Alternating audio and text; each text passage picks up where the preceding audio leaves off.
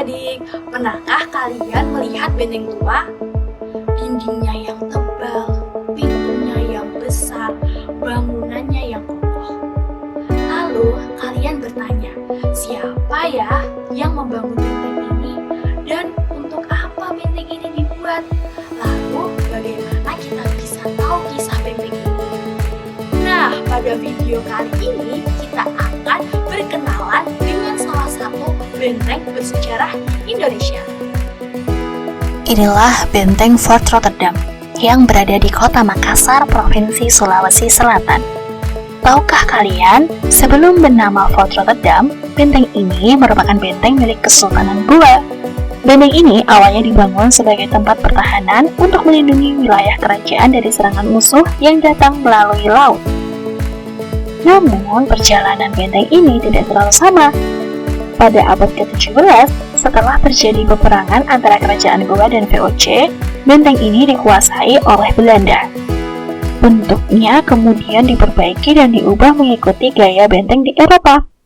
Nama Fort Rotterdam sendiri diambil dari nama kota kelahiran gubernur Belanda, yaitu Rotterdam.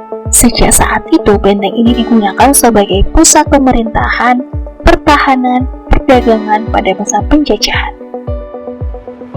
Nah, pertanyaannya, bagaimana kita bisa mengetahui cerita tersebut? Bukankah cerita tersebut sudah ada di ratusan tahun? Ada beberapa cara yang digunakan para ahli untuk mempelajari sejarah. Yang pertama adalah bangunan bersejarah. Benteng itu sendiri merupakan bukti nyata bahwa pada masa lalu pernah ada kerajaan, pemerintahan, dan kehidupan masyarakat di tempat tersebut. Dari bentuk dindingnya, gerbangnya, hingga susunan ruang di dalam benteng, para ahli dapat mempelajari bagaimana masyarakat zaman dahulu membangun pertahanan dan menjalankan aktivitasnya. Yang kedua adalah catatan atau naskah sejarah. Dahulu, berbagai peristiwa penting dituliskan dalam surat, laporan perjalanan, peta, hingga naskah kuno. Sejarawan mempelajari dokumen-dokumen tersebut untuk mengetahui kapan benteng dibangun, siapa yang menggunakannya, serta peristiwa apa yang pernah terjadi di sana.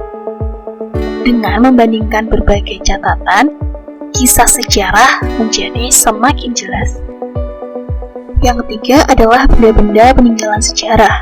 Di sekitar benteng maupun di museum sering ditemukan benda-benda dari masa lampau seperti meriam, keramik, koin kuno, senjata tradisional, peralatan rumah tangga, hingga pecahan tembikar. Benda-benda ini membantu kita memahami bagaimana kehidupan masyarakat pada masa itu, apa yang mereka gunakan, bahkan bagaimana mereka berdagang dengan daerah lain. Yang keempat adalah penelitian para ahli. Para arkeolog dan sejarawan bekerja seperti detektif sejarah. Mereka mengamati bangunan, menggali benda-benda peninggalan, membaca dokumen lama, lalu menghubungkan semua bukti tersebut. Dari penelitian itulah cerita sejarah dapat disusun dengan lengkap dan dapat dipertanggungjawabkan. Lalu, mengapa benteng Fort Rotterdam masih dijaga hingga sekarang? Karena benteng ini merupakan salah satu sumber sejarah yang berharga. Jika bangunannya rusak atau hilang, kita juga akan kehilangan banyak informasi tentang perjalanan sejarah daerah dan bangsa kita. Oleh karena itu, benteng ini terus dilestarikan. Selain menjaga cagar budaya, kini benteng Fort Rotterdam menjadi tempat wisata, museum, dan tempat belajar sejarah. Banyak pelajar, wisatawan, dan peneliti datang ke sana untuk melihat langsung bukti peninggalan masa lalu. Adik-adik, ternyata sejarah tidak hanya ada di dalam buku pelajaran saja. Benteng Fort Rotterdam adalah bangunan peninggalan sejarah yang memiliki cerita masa lalu.